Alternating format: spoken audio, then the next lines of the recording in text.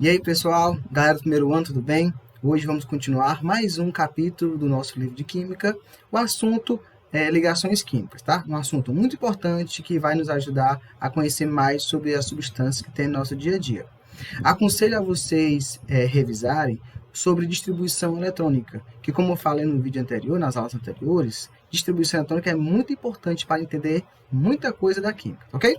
Então, para começar, vamos entender que toda a matéria que nos cerca é formada por moléculas. Esta, por sua vez, são formadas por átomos. A menor unidade que constitui a matéria é o átomo, tá? E aqui o átomo tem duas regiões. Uma central, que é o núcleo, onde você vai encontrar os prótons, partículas positivas, e os nêutrons, né, que não tem carga, tá bom? Carga zero. Isso no núcleo. Ao redor do núcleo, você tem a eletrosfera, onde estão os elétrons. São esses aqui que farão as reações químicas que nós vamos estudar hoje, tá ok? Então, para que um átomo se liga, tá? Uma ligação química vai ser a interação de um, dois ou mais átomos com o objetivo de se estabilizar eletronicamente. Assim como nós, né, procuramos empregos para nos estabilizar economicamente, ou procuramos um parceiro ou parceira para nos estabilizar emocionalmente, assim são os átomos, tá? Eles vão procurar outros pares para se estabilizar eletronicamente e assim adquirir uma configuração parecida, né, ou igual com o dos gases nobres, tá? O que são os gases nobres? Lembra da tabela periódica? Tem 18 famílias. Os gases nobres estão na última, na família 18, tá? Na última coluna, onde você terá os gases nobres, onde o hélio é o primeiro, aí vem o neônio, o argônio e tal. Se você fizer a distribuição eletrônica, né, mais uma vez, você vai ver que na última camada desses elementos, eles possuem 8 elétrons, menos o hélio, né, que é o menorzinho, possui 2, tá? Todos esses elementos aqui não precisam reagir com outro elemento, porque eles já são estáveis naturalmente. Claro, que com o avanço tecnológico de hoje, nós conseguimos reagir à força, né? Mas eles não precisam, tá? Assim como uma pessoa que não precisa de reação para se estabilizar, já é estável sozinha, então tá de boa, tá ok? Então, os átomos, eles vão querer ficar com a configuração parecida com essa. Como? Eles podem doar elétrons ou podem receber. Também podem compartilhar, de modo que fique com configuração eletrônica de um gás nobre. Seja 8 elétrons na última camada, que é a camada de valência, tá? A camada de valência é a última camada, a camada mais externa do átomo. Ou 2 elétrons na última camada, se for átomos pequenos, ok? Um exemplo aqui, você tem o átomo de magnésio, tá? Ele tem 12 prótons, então você vai fazer a distribuição eletrônica até 12 elétrons, tá? Primeira camada, você tem 2 elétrons. Se você contar essa outra camada aqui, 8 elétrons na segunda camada. E na terceira camada, que é a última, mais 2 elétrons, totalizando 12. Veja que, se ele perder 2 elétrons, né, se ele perde essa última camada aqui, vai perder esses 2. Ele vai ficar com quantos elétrons na última camada? Ele tinha 3 camadas. Se ele perder a terceira, quem vai ser a última? A segunda. Então, ele vai ficar com 8 elétrons. Se ele perder 2 elétrons, ele vai ficar com a carga mais 2, porque o elétron é positivo. Se ele perde, ele vai ficar positivo, tá? O oxigênio, ele tem quantas camadas para começar? Primeira camada, segunda camada. A primeira tem 2 e a segunda camada, 1, 2, 3, 4, 5, 6. Se ele tem 6 elétrons e quer ficar parecido com um gás nobre, que precisa de 8, então ele só precisa o quê? Ganhar 2 elétrons. Se ele receber 2 elétrons, ele vai ficar com 8 elétrons na última camada. Se ele ganhou 2 elétrons, ele vai ficar com carga menos 2, tá ok? Um detalhe, veja que quando o átomo perde elétrons, ele fica menor. Se ele ganha elétrons, ele fica maior. Aqui você tem um íon cátion e aqui um íon ânion. Cátion é um átomo carregado positivamente. Ânion é um átomo carregado negativamente. Então, aqui, então, vamos fazer uma ligação entre magnésio e oxigênio. Veja que os elétrons são esses X, em vermelho aqui para o magnésio, e os elétrons aqui são essas bolinhas azuis, tá? Ora, o magnésio quer dar 2 elétrons. E o oxigênio quer receber 2 elétrons. Então, forma-se uma ligação química. Esse dá 2 elétrons, fica estável. Esse recebe esses 2 elétrons, fica estável também. Ou seja, uma reação química em busca da estabilidade. Ok? Ó? Então, você tem aqui ó, esses elétrons que eram do magnésio, vieram para o oxigênio. Aqui ficou o íon positivo e aqui ficou o íon negativo. E vocês devem lembrar que carga de sinais opostos se atraem. Então, se esse aqui ficou positivo e esse aqui ficou negativo, haverá uma atração eletrostática e eles ficarão unidos na ligação química, tá? Que vamos ver já o nome dela. Outro exemplo que nós podemos citar é o da água. A água é H2O. Você tem 2 hidrogênios e 1 oxigênio. Veja, ó, o hidrogênio ele só tem um elétron. Para ficar igual ao hélio, que são 2 elétrons na última camada, ele precisa de outro elétron. O oxigênio acabamos de ver, ele tem 6 elétrons na última camada. Ele precisa de 2 elétrons, ou seja, de 2 ligações químicas. Então, você coloca um hidrogênio de um lado, então, esse daqui haverá um compartilhamento de elétrons. O hidrogênio vai ficar com quantos elétrons? 1, que era do oxigênio, e 1 que já era dele, ok? Ele que ficou com 2, estável, beleza. Mas o oxigênio precisa de outro hidrogênio, né? 2 hidrogênios para ficar com 2 elétrons a mais. Então, esse outro hidrogênio aparece aqui, né? Compartilha também o elétron com o oxigênio, vai ficar com 2 elétrons, hidrogênio, totaliza, e o oxigênio vai ficar com quantos? Ó, já tinha 1, 2, 3, 4, 5, 6 verdes, que era dele, e ganhou mais 2 dos hidrogênios. Ou seja, essa molécula da água é bastante estável, tá? Porque eles conseguiram cada um compartilhar os elétrons e assim ficar parecido com um gás novo, tá? Outro exemplo mais comum que a gente pode ver nos livros.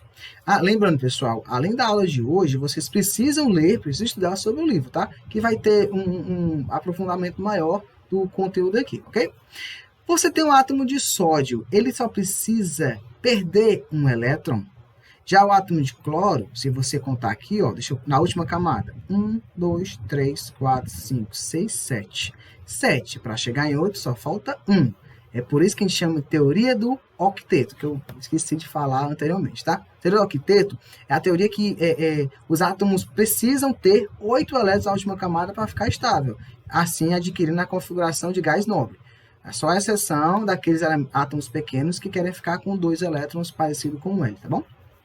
Aqui, então, se o sódio perder um elétron, ele dá esse elétron para o cloro, aqui fica com 8 na última camada dele, e na última camada do sódio ele vai ficar com 8 também, tá ok? Ó? Então, se você contar aqui, vai ter 8, como o sódio ele perdeu um elétron, ele ficou positivo, mais 1, tá bom?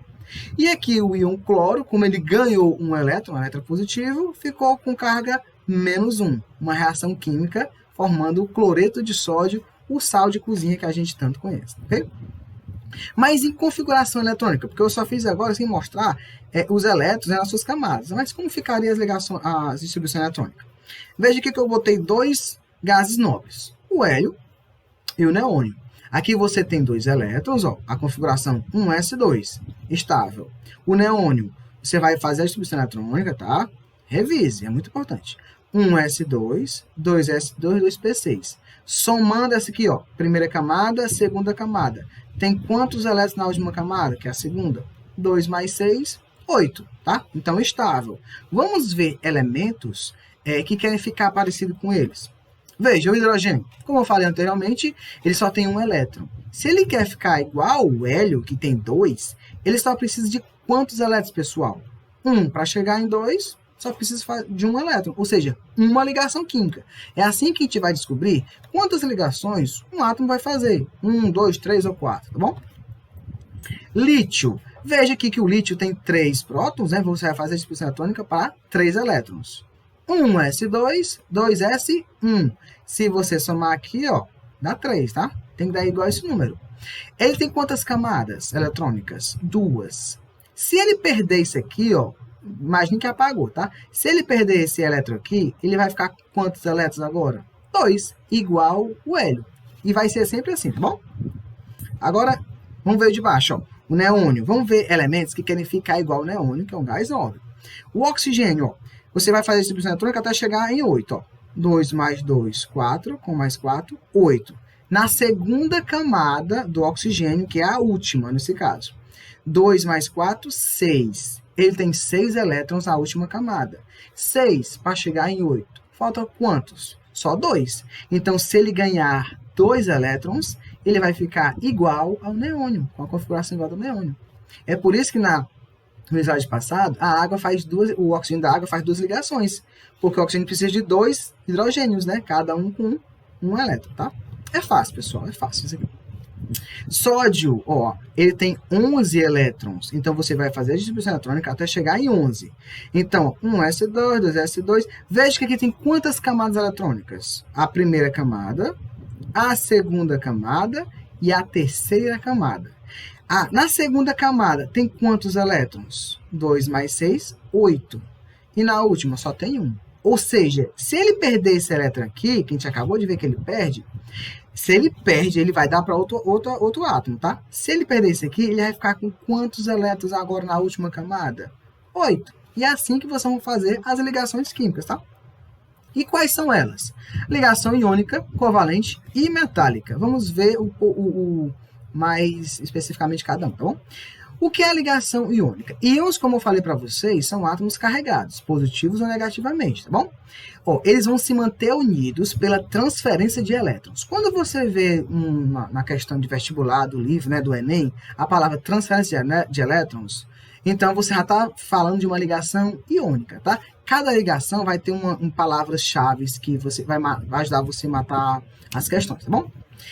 Ela é formada por ligação de um metal, um ametal, tá bom? Só voltar aqui um pouquinho, ó. Opa.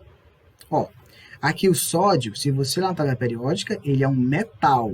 O cloro está lá na partezinha dos ametais. Então, metal com ametal, você faz uma ligação iônica, tá bom? Forma substância com elevado ponto de fusão e ebulição. O que quer dizer isso? Uma ligação forte, que você precisa de muito calor para romper essas ligações e deixar o que está no estado sólido, líquido ou até mesmo gasoso. Para você conseguir fundir, né, derreter o sal, você precisa de 800 graus Celsius, 801 aproximadamente, tá bom? Para ele começar a derreter. É uma ligação forte. Outra coisa, sobre as ligações iônicas. Elas conduzem a eletricidade no estado líquido ou quando dissolvidos em água. Se você tem água pura, só água pura, ela é a má condutora de eletricidade. Mas se tu colocar sal, ela vai conduzir a eletricidade com maior facilidade. Ou se tu pegar o sal, tá? Deixa eu até botar aqui a foto. Ó. O sal é um exemplo clássico de ligação iônica. Quando você vê na questão ligação iônica, tente se lembrar do sal, porque é uma coisa que você vê no dia a dia, tá? O sal é uma substância com forte ligação, como eu disse, demora você fundir, né, derreter o sal, você precisa de muito calor para você conseguir derreter, tá? E se você colocar em água, a água vai passar a conduzir corrente elétrica. A aplicação disso, é muito perigoso você ficar em praia, né, perto de mar, quando está chovendo e cai raio. Porque, como acabei de explicar, a substância com ligações iônicas, em contato com a água, passa a conduzir a eletricidade. Então, se um raio cai na praia e a praia está toda molhada, né, com água salgada, então corre o risco de você levar um choque com mais facilidade, ok? Então, aqui, ó, o sódio vai dar esse elétron que ele tem na última camada para o cloro, ele vai ficar agora, o T7 vai ficar com 8 elétrons. E o sódio perdeu, ficou positivo, né, esse elétron, e o cloro ganhou, vai ficar com negativo. Mais um, menos um. Assim ele se atrai. E aqui é a forma de como ele fica, né, esse retículo cristalino, né, formato cúbico do cloreto de sódio. Por isso que ele forma esses cristalzinhos, tá bom? Então, se falar ligação iônica, você tem que lembrar do sal. A ligação covalente já é uma união de átomos pelo compartilhamento de elétrons. Então, se você está fazendo a questão e vê as palavras compartilhamento de elétrons, ligação covalente, tá? Formada pela ligação de um ametal com ametal ou de um ametal com hidrogênio. Então, mais uma vez, se você vai na tabela periódica e tenta se lembrar onde estão, a região que está os metais e os ametais. Aí você vai saber se a ligação é iônica ou covalente só com essa charada, tá bom? A substância apresenta baixo ponto de fusão e ebulição. O que quer dizer isso? Com pouco calor, com pouca temperatura, você consegue fundir ou até mesmo ebulir essa substância. E possui baixa condutibilidade em qualquer estado físico, né, elétrico, no caso aqui que eu esqueci, ou dissolvido em água.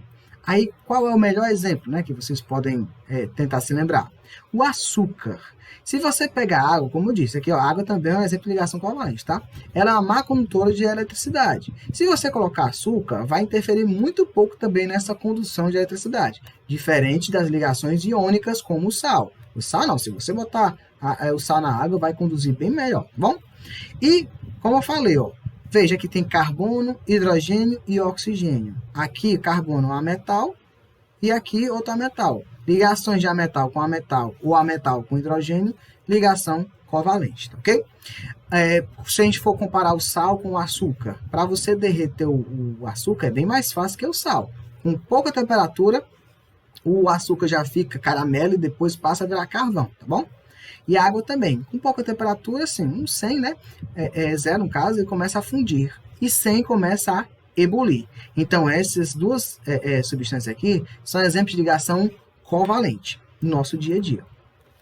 E a ligação metálica é uma ligação muito forte, formada por cátions metálicos envoltos de elétrons. A ligação metálica usa átomos metálicos que possuem muitos elétrons ao redor dele, tá?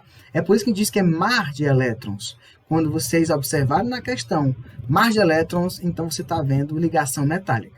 Veja que eu estou dando dica de questões já de vestibulares, do Enem e tal, do próprio livro, que a gente estou meio que ajudando a fazer as questões da página 124, tá bom? Do livro de vocês. Estou dando dicas de como fazer as questões, tá bom? E, sim, formado por ligações entre metais, pelo próprio nome, tá? Apresenta boa condutibilidade elétrica e térmica, ou seja, os metais, você já sabe, se pegar um fio de aço, de ferro e colocar na tomada, você leva um choque com bastante facilidade. Ou no dia a dia, se tu pegar uma colher metálica e colocar lá na panela que está fazendo alguma coisa, né, alguma comida, você sabe que o calor que está naquela panela vai ser transferido para a colher e depois vai ser para a sua mão, e você vai acabar se queimando, tá bom? Possui elevados pontos de fusão e ebulição. Para você conseguir derreter, né, fundir uma peça metálica, dependendo do metal, claro, você precisa de muita temperatura. Experimenta tentar derreter o ferro. Aquela lava que você vê saindo de vulcões, né, que entra em erupção, são materiais metálicos fundidos, ou seja, a temperatura ali é absurda, tá? Metais fundidos no estado líquido. Porque muita gente pensa que o alumínio não pode derreter. Pode até virar gás, só depende da temperatura que você dá para a substância, tá bom? E aqui um exemplo de como ficam os cátions, né, os átomos metálicos, em volta de muitos elétrons. Por causa desses muitos elétrons, esse mar de elétrons, que você consegue conduzir a eletricidade muito bem, e energia térmica também muito bem, tá bom? E aqui exemplos dos metais mais diversos que a gente tem no dia a dia. Ouro, aço, chumbo, aqui alguns mais brilhantes, outros não. Alguns que a gente usa para conduzir energia elétrica, outros você usa como alta densidade, tal, como portão, que é difícil oxidar. Enfim, você conhece os metais muito bem do dia a dia. E aproveitando uma questão do livro, tente imaginar por que os fios, né, de energia, porque por dentro, meio que já respondi, né? Você usa material metálico e por fora do fio você usa plástico ou borracha para proteger, né, essa fiação elétrica. Por que quando você... Outra questão, por que você vai pegar uma panela quente e você usa luva de borracha ou pano, materiais de ligações covalentes, tá? Tente pensar um pouquinho e saiba que, como eu disse, ligação covalente, né, substâncias com ligação covalente, são má condutoras de calor e eletricidade. É por isso que se você colocar uma borracha na tomada, depende da tomada, tá, pessoal? Depende da voltagem. Você dificilmente vai levar um choque, tá? Agora, se você colocar um material metálico em fogo ou uma tomada mesa elétrica, você vai levar um choque ou se queimar, tudo bem? Então, aqui é só para ilustrar mais as ligações. Eu peço que vocês não deixem de estudar o livro e fazer a página 124, tá? Que é a tarefa de casa para vocês. Tá. A ligação iônica é formada pela transferência de elétrons. Um átomo transfere para o outro e mantém os íons unidos eletronicamente, tá bom? A ligação covalente, haverá um compartilhamento, ó. Eles estão compartilhando, né, os elétrons, a última camada de cada um, tá? E a ligação metálica tem elétron para dar e vender, tá bom? É por isso que conduz bem a eletricidade e o calor. E para finalizar, pessoal, vocês dá um pause, né, nesse slide aqui, nessa parte, para vocês lembrarem que isso aqui é um mapa mental que eu achei na internet, tá? Que vocês vão ajudar vocês a memorizar, né, os tipos de ligação iônica, covalente, metálica, as aplicações, tá? E a busca por estabilidade, tá bom? Então, não esqueçam de fazer, né, a tarefa do nosso livrinho, página 124, e estamos à ordem, né, as ordens para tirar dúvidas de vocês, tá? Eu e o professor Helder, é só nos contatar, tá bom? Tchau, pessoal, e até a próxima.